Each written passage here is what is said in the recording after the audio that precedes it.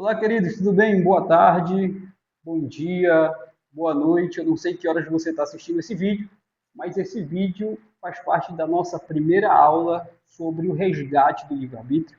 Eu não consegui fazer aqui como eu queria fazer, que era através do Google Meet, por ajustes técnicos, certo? Mas nós estamos, então, entregando a primeira aula para vocês sobre o resgate do livre-arbítrio. No tempo que você estiver disponível, assista com calma, pegue um papel, uma caneta, a Bíblia, acompanhe as referências, tá bom? Faça suas pesquisas e, na dúvida, você manda mensagem, a gente conversa para tirar as suas dúvidas, se ficarem, então, alguma dúvida, certo?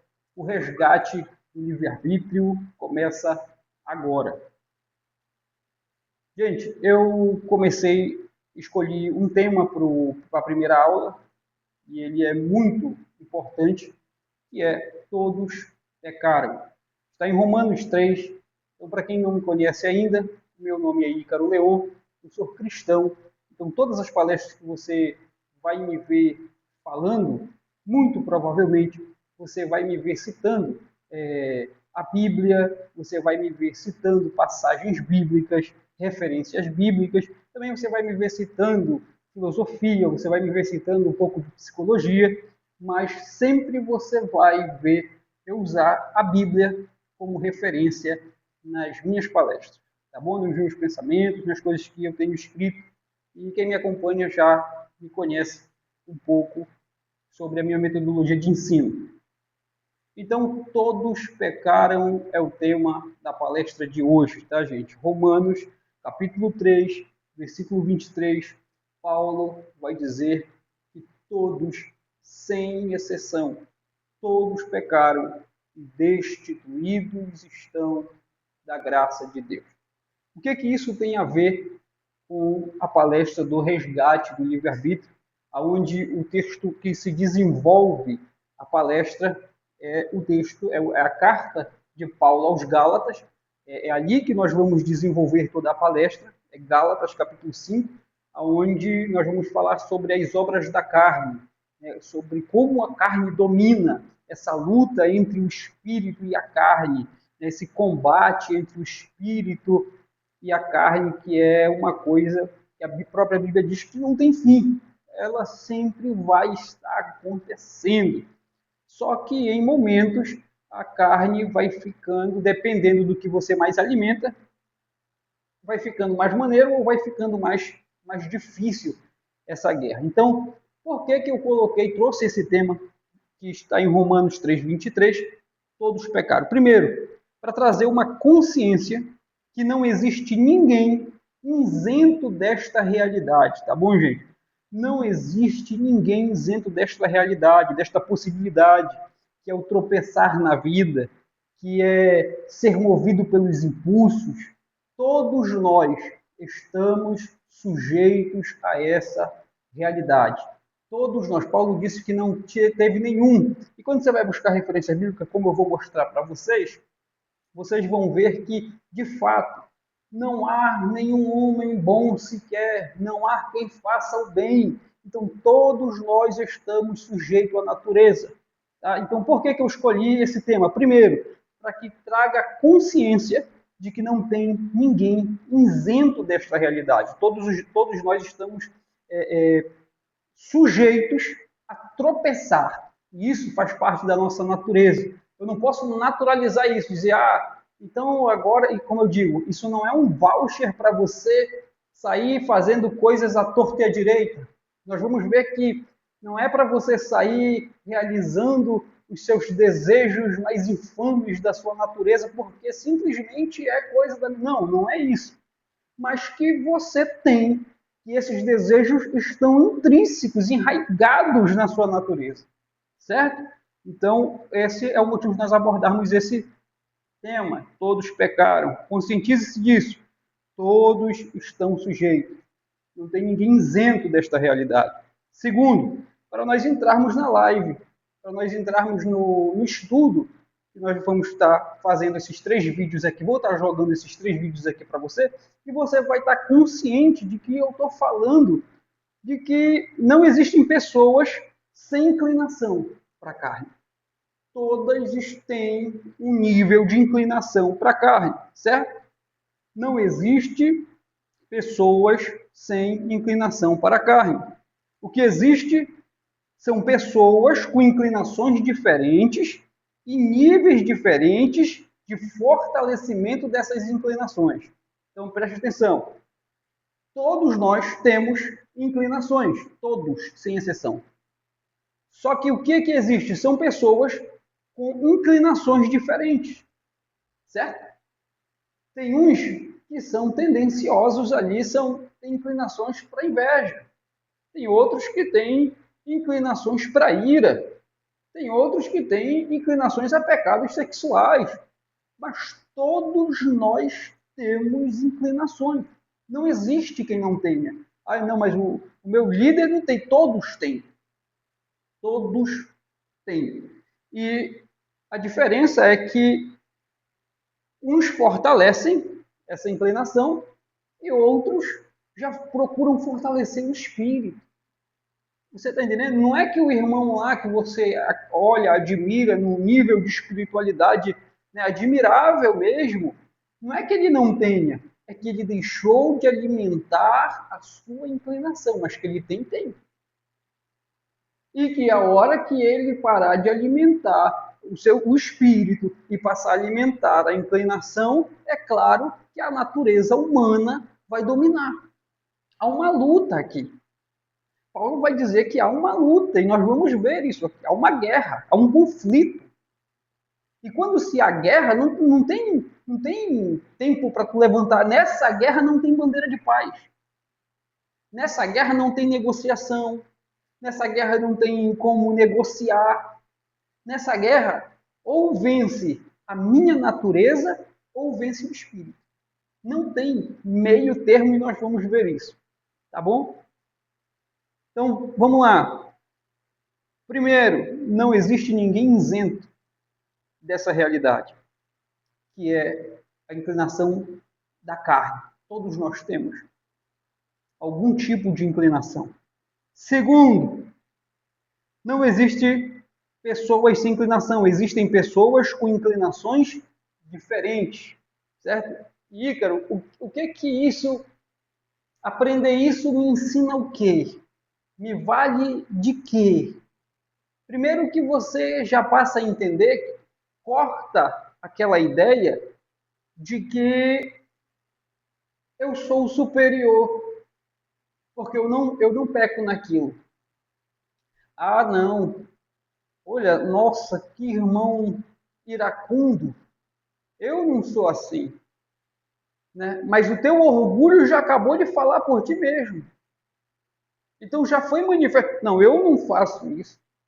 Não, eu não sou assim. Eu procuro ter uma vida, né?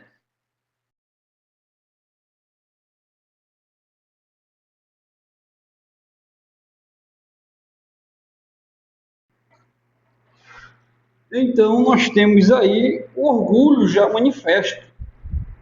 Então todos nós temos.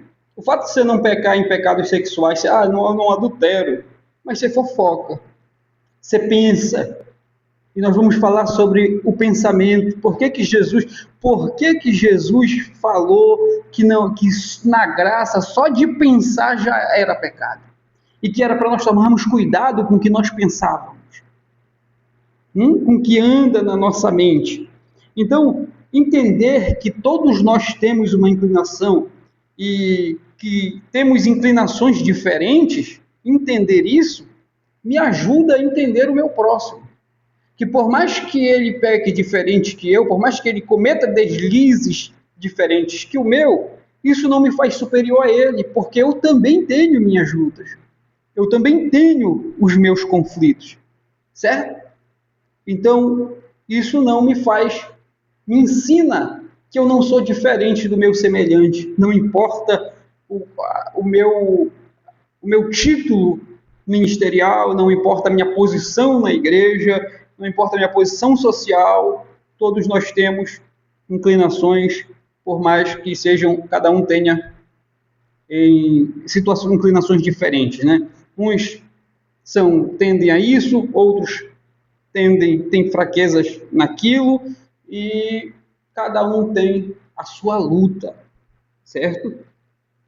Eu quero citar o nome de alguns filósofos, e quero citar o nome, na verdade, de um filósofo, que é Tomás Hobbes, filósofo e pai da filosofia política moderna, defendia que, sem contenção, a natureza humana tende ao caos e ao interesse próprio.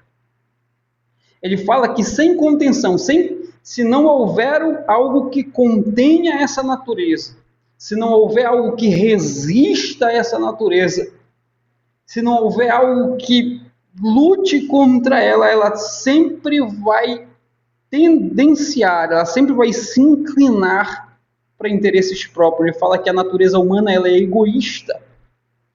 Ele diz que ele tinha a ideia e ele pregava que a natureza humana por si só é egoísta, e não é mentira. Freud disse, existe em nós, para quem não sabe, Freud foi o pai da psicanálise, então ele disse que existe em nós uma força impulsiva que busca satisfação imediata, e aqui a gente entra no conflito. E é aqui que nós entramos em um dos maiores conflitos contemporâneos da vida cristã. É o imediatismo. É nós acharmos que o mundo espiritual se moverá conforme o mundo secular. O que a sociedade te entrega? Imediatismo. O que a sociedade te entrega? O para ontem. Tem que acontecer agora, do meu jeito, já.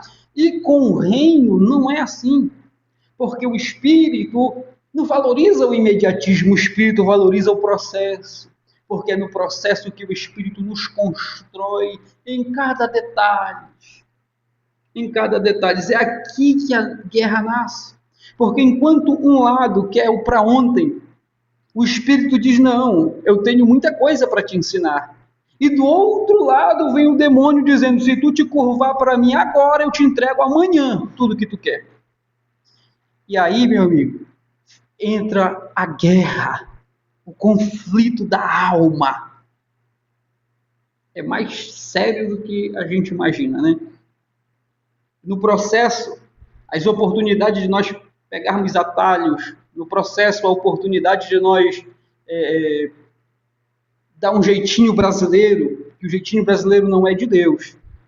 No processo, a oportunidade de nós facilitarmos a nossa vida de forma ilegal sempre vai aparecer.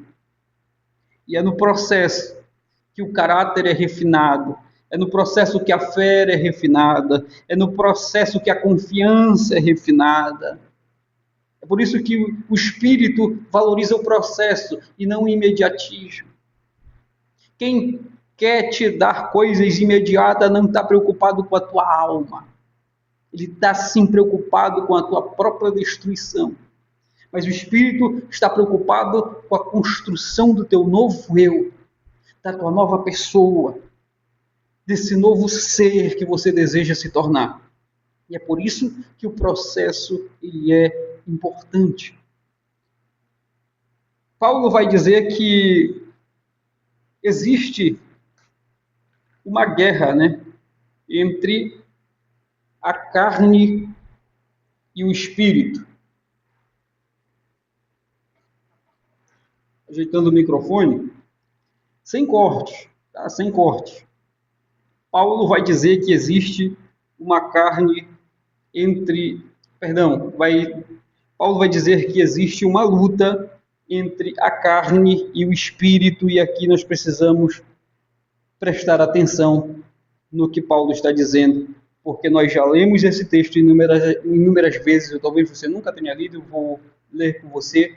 Bem, gente, eu uso essa versão, que é a versão viva da Bíblia, é uma versão que eu gosto muito, porque ela traz uma clareza na leitura, né? Mas quando você equipara com as outras versões mais tradicionais e mais usadas nas igrejas protestantes, nas igrejas cristãs, como João Ferreira de Almeida, Almeida atualizada, você percebe que quando você vai fazer essa comparação, não foge daquilo que o texto está querendo dizer e nos ensinar. Só diferencia que aqui ele traz com uma clareza melhor, né? Te faz entender melhor. E para nós, pelo menos para mim, que trabalho muito com novos convertidos, com pessoas que estão iniciando agora na fé, quanto mais claro, melhor.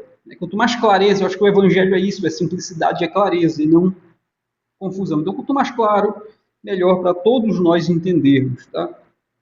Vamos lá. Paulo vai dizer que nós temos uma luta, né, que existe uma luta. Essa tradução, essa versão diz que existem duas forças lutando. E toda luta existe um propósito, correto? Toda luta existe um propósito. A primeira coisa que eu quero que você já anote aí no seu papel para você depois pesquisar é que Paulo deixa claro que a luta ela é contra a nossa carne. O espírito luta contra a nossa carne. E a carne aqui não é demônios. A carne aqui é a nossa natureza. Então, o que as escrituras estão dizendo é que sempre a luta foi do espírito contra a nossa natureza. E olha isso aqui, ó. Gálatas 5, que é o texto, é o capítulo que nós estamos lendo, que nós vamos tomar como estudo durante esses três vídeos que serão postados aqui. Gálatas 5, 17. Gálatas 5, 17. Lá no finalzinho do versículo 17, eu vou ler o 17 todo, ele diz assim, ó. Porque nós, por natureza, gostamos de fazer as coisas ruins, que são justamente o oposto das coisas que o Espírito nos manda fazer. Nós, por natureza, gostamos de fazer as coisas ruins, que é justamente o oposto daquilo que o Espírito nos manda fazer. Isso aqui é mentira, gente? Não. Por natureza nós gostamos de fazer o que é ruim. É por natureza, essa natureza que é pecadora, pecaminosa, caída. Então é da nossa natureza, tá bom? E as coisas boas que desejamos fazer quando o Espírito nos domina são justamente o oposto dos nossos desejos naturais. E as coisas boas que desejamos fazer quando o Espírito nos domina, presta atenção. Eu estava falando isso aqui ontem em casa, que não existe toda bondade que o homem manifesta, ela é vinda do Espírito. É uma manifestação do Espírito, é uma ação do Espírito, porque a nossa natureza, ela não tem a capacidade de praticar o bem de forma alguma, a não ser que haja uma intervenção do Espírito. Nem que sejam ações esporádicas, mas toda bondade manifestada no homem é uma ação do Espírito. Anota isso. Porque quem era você quando não tinha o Espírito? Olhe para você sem o Espírito. O Espírito Santo que eu estou falando. Olhe para você sem o Espírito Santo. Quem era você quando o Espírito Santo não estava governando a sua vida? Quando ele não tinha te colocado nesse processo, nesse estado de consciência, nós vamos falar sobre esse estado de consciência aqui. Quem era você quando você não tinha o Espírito? Vivia sobre seus impulsos, vivia sobre as suas vontades, sobre a escravidão da sua natureza. Ou não, eu estou mentindo? Ou será que era só eu? Que interessante, as coisas boas que nós desejamos fazer, quando o Espírito nos domina, são opostas à nossa natureza. Há uma guerra, há um conflito, meu irmão, uma guerra tão grande. E aí ele vai dizer assim, estas duas forças dentro de nós estão lutando constantemente uma contra a outra. Estão lutando constantemente. Qual o propósito dessa luta? Paulo diz, a fim de ganharem o domínio sobre nós. E os nossos desejos nunca estão livres de suas pressões. Deixa eu dizer uma coisa para você. Quando ele diz os nossos desejos nunca estão livres de suas pressões, ou você vai estar sob a pressão da carne, ou você está sob pressões do espírito. O que ele está dizendo é que essa luta, ela é infindável. Sempre vai ter, quando você se rende ao espírito e deixa que ele governe a sua vida, e nós vamos falar sobre o governo do espírito, e o governo do espírito é devolver para nós o livre-arbítrio, uma vida consciente. Como que isso acontece? Como que isso repercute no fato de Deus saber quem vai para o céu, para o inferno e não intervir? Como que isso repercute na nossa jornada? É muito interessante isso. Então, se você escolher lidar com a carne, andar pela carne gradativamente, você vai se entregando a domínios maiores, e nós vamos falar sobre isso aqui já já. Mas quando você se rende ao Espírito, haverá uma resistência da tua natureza todas as vezes que você disser, eu não vou mais fazer isso. Eu preciso me transformar em uma nova pessoa. Eu preciso rejeitar esse comportamento. Isso é destrutivo, isso está acabando comigo, com a minha família, com as minhas finanças, com meus sonhos, com meus projetos. E todas as vezes que você tentar uma mudança, tentar um passo em direção ao progresso, o teu cérebro, que já está acostumado nessa vida difícil, nessa vida de vícios, nessa vida de enganos, nessa vida de mentiras, nessa vida de inveja, nessa vida de pecados sexuais, ele vai querer te seduzir de volta. A tua carne vai querer te lembrar de que era melhor quando você estava lá. De que você era, parece mais feliz quando você estava lá. É a tua natureza tentando te sabotar. Certo? Deixa eu dizer para vocês aqui três sinais que acontecem quando o indivíduo está entrando em estado de consciência. Três sinais. Eu gosto daquele. Eu li aquele texto de Lucas 15, do filho pródigo. Eu acho lindo o texto quando diz assim: caindo em si.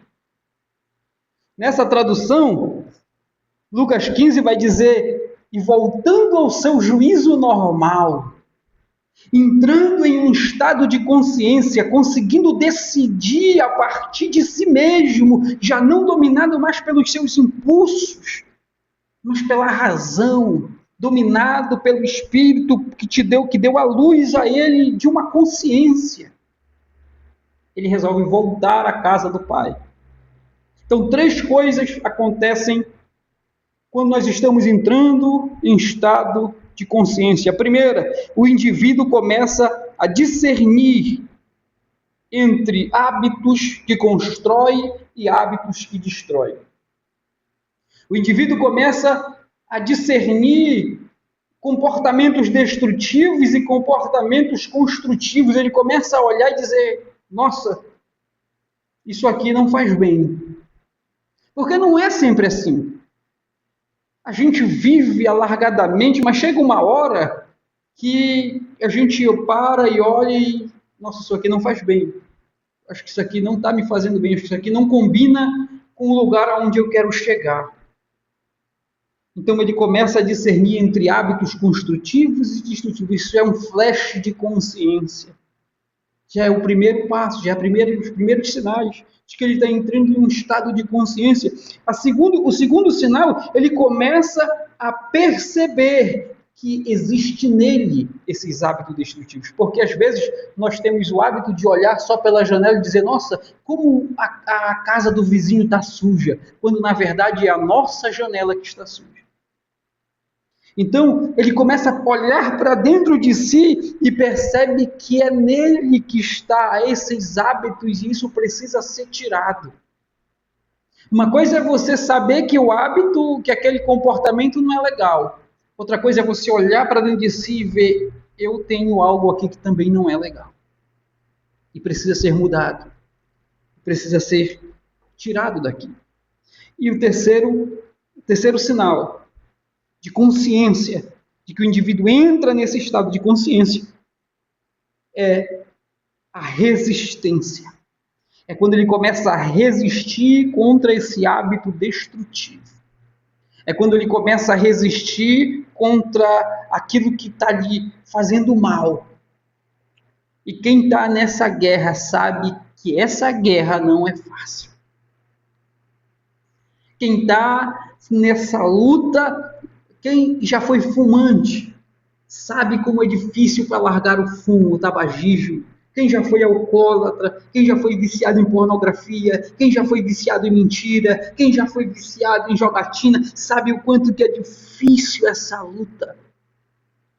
Quem já foi iracundo, sabe o quanto é difícil essa luta, essa resistência, essa guerra.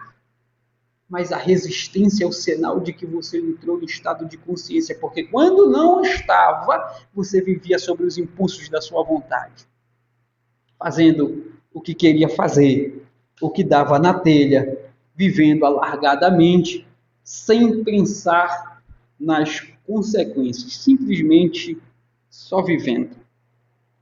Só vivendo.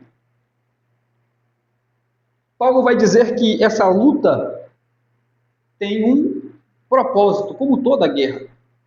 Tem um propósito. Às vezes é tomar território, sempre é tomar território, é por território. As guerras são para tomada de território. Então não é diferente nessa guerra entre a carne e o espírito, é guerra por tomada de território. E eu vou dizer algo aqui para vocês, volto a repetir e enfatizar, a luta não é contra os demônios. Essa luta do espírito para assumir o domínio é contra a nossa natureza. Quem resiste ainda somos nós. Quem não permite o espírito tomar conta de todos os aspectos da nossa vida, como diz Paulo aqui em Gálatas 5, somos nós. Nós entregamos parte de nós à vontade do espírito, mas aquilo que ainda dói para ser mexido, nós não confiamos a ponto dele mexer. E aí, por isso o processo na nossa vida, até nós conseguirmos largar na mão dele aquilo que nós não conseguíamos largar. Ele vai dizer que existe uma guerra por território. E essa luta, ela é contra a nossa natureza, a nossa vontade.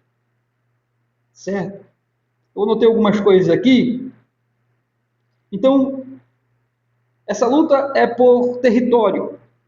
A carne domina e rouba a nossa liberdade. Quando nós cedemos à nossa natureza, a carne tende a dominar a nossa vida e roubar a nossa liberdade. De queda em queda, de passo em passo, gradativamente, aquilo que você fazia no começo por escolha, agora você não tem mais escolha. Você faz por impulso, porque agora a tua carne é quem te governa. E a psicologia, a neurociência, a psicanálise, ela vai afirmar que tudo começa na mente. Desde quando eu me entendo por gente, eu ouço todo mundo dizer nos púlpitos que o campo de batalha do diabo é na mente, mas ninguém se dedicava a estudar a mente. Se a gente sabe que o campo é na mente, por que a gente está estudando outras coisas se a gente não estuda a mente? Você sabe o que Jesus falou? Jesus disse, olha, na lei diziam que para ser condenado, para ser pecado, tem que praticar. Eu digo a vocês que só de vocês pensarem, vocês já estão pecando. O que Jesus está querendo dizer cuidado com o que vocês pensam. Porque a cadeia que amarra a natureza, o homem não começa no ato, começa na mente. Quando alguém chega a praticar, é porque ele já está dominado pela natureza que ele alimentou na mente. na mente. E eu vou dizer algo aqui, gradativamente, presta atenção, existe um domínio da carne. Então, quando você cede hoje, aí você cede semana que vem, aí semana que vem você continua cedendo hoje, amanhã, depois, aí depois de novo, gradativamente, nós vamos nos entregando a domínios maiores. Você sabia disso? Existe algum domínio maior que o domínio da minha carne? Existe. O domínio dos demônios. Sim. Quais seriam o domínio maior do que o domínio da minha natureza? O domínio dos demônios. Eu tenho uma teoria. Bem, Jesus contou a parábola do filho pródigo. Eu sigo firme na teoria de que se o filho pródigo não cede ao seu momento de consciência, se ele persevera na sua ignorância, na sua natureza, chegaria o momento em que ele seria um gadareno. Eu tenho duas histórias parecidas. Eu tenho um jovem de Gadara e eu tenho o jovem que é o filho pródigo. O filho pródigo, na oportunidade, na luz da sua consciência, o texto diz que ele se entrega, não resiste mais. Mas baseado no que nós temos estudado, parece que o jovem da cidade de Gadara não se entrega, ele continua perseverando na sua natureza, até que os demônios assumam o controle e o domínio da sua vida, da sua mente. Eu conheço testemunho de pessoas que... Existe um pastor que é muito amigo e muito amado. Ele contou um testemunho que quando ele estava no mundo, ele saiu para a briga. Ele conta que correu atrás de um certo desafeto. E lá ele contando o testemunho, ele disse: irmão Ícaro, eu lembro que eu só desferi 3 golpes de faca nele. Mas depois eu fui preso. E o pessoal lá que faz o exame, não esqueci agora o nome, autópsia, alguma coisa assim, a perícia, perdão, o pessoal da perícia disse que tinha sido para mais de 40 facadas que ele tinha dado, ou seja, ele perdeu um estado de consciência, o diabo tomou a mente, o corpo, a mão, a vida, o corpo desse homem. Ele disse: eu lembro só de ter dado 3 facadas nele, mas a perícia disse que foram para mais de 40. Você tem noção? Quando você vê alguém aparecendo por trás de uma cela dizendo: eu não sei o que eu fiz, eu não lembro de ter feito isso, é o momento onde o diabo toma a consciência da pessoa. Não brinque com o mundo espiritual, ele é real. Essa guerra é verdadeira. Não é simplesmente vou ceder hoje, está tudo bem. Bem, uma queda não te define, um erro não te define, um tropeço não entrega os teus domínios. Só revela aquilo que você está alimentando, mas perseverar neste tropeço te levará a ser dominado por domínios maiores. Não subestime, não brinque com isso. Não brinque com isso. Uma outra coisa, nós vamos falar na aula que vem, nós estamos encerrando essa primeira aula, e na aula que vem eu quero falar com vocês sobre quando os demônios entram. O cuidado de viver, o perigo de nós vivermos uma vida carnal, e quando que os demônios acessam o controle. Então, quero, antes de finalizar esse estudo, falar com vocês que é mais fácil, sabia? Para o espírito dominar a nossa casa, a nossa vida, é mais fácil ele lutar contra os demônios do que contra nós. Você sabia disso? É mais fácil ele vencer os demônios. Você lembra do jovem de Gadara? Ele disse: sai, e os demônios saíram. O jovem lunático que sofria possessões, o Senhor foi lá e expulsou. Tinha um outro jovem lá que a Bíblia diz que ele tinha um demônio que não permitia que ele ouvisse. E Jesus foi lá e expulsou. Inúmeros endemoniados foram livres, tinham suas casas, suas vidas ocupadas por demônios, e Jesus ia lá e expulsava com naturalidade e saía, porque os demônios obedecem e não resistem, mas nós resistimos.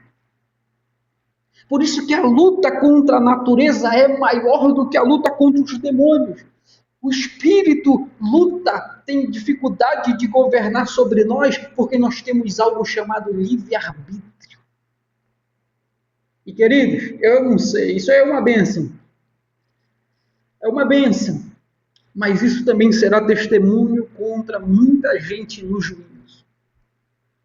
Porque o Espírito está para nos devolver vida consciente. Vida com consciência e não mais uma vida sobre os nossos impulsos. O Espírito está para nos devolver vida consciente. Longe das amarras dos nossos impulsos, das nossas vontades e longe dos domínios dos demônios. É mais fácil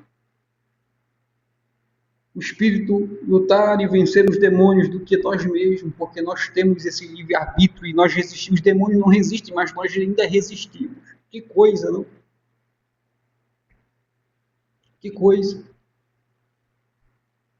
Quero finalizar esse primeiro estudo dizendo que a importância de nós sabermos que nós não estamos lutando contra demônios é para nós pararmos com a ideia de espiritualizar aquilo que não é espiritual.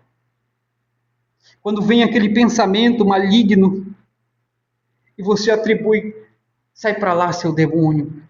Não, é a sua natureza, não se espante, não. Ela é um demônio mesmo.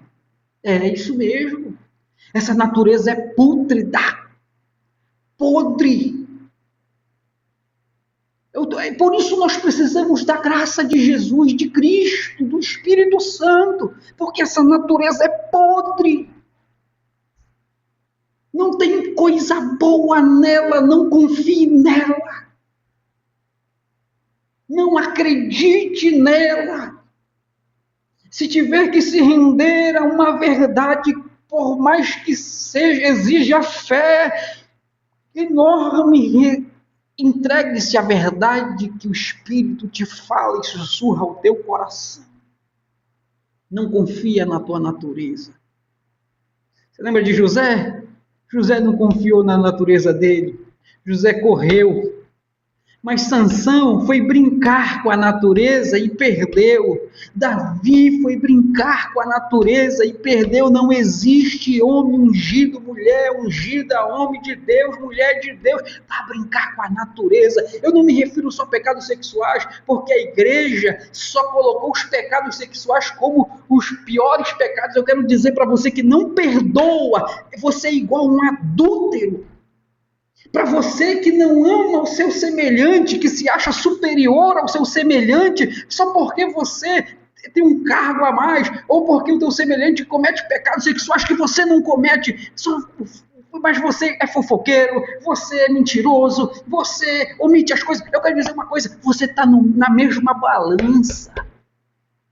Nós estamos na mesma balança, não tem nada que nos ponha no céu se não for a bondade de Jesus Cristo sobre nós. Vocês estão entendendo? Então, por que eu estou trazendo esse assunto aqui?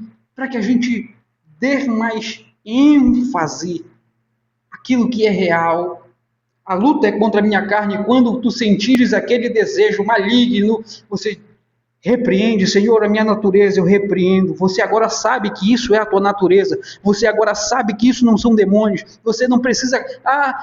não, por que a gente diz que é demônio? Porque é mais fácil a gente arranjar um álibi para as nossas irresponsabilidades do que assumi-las.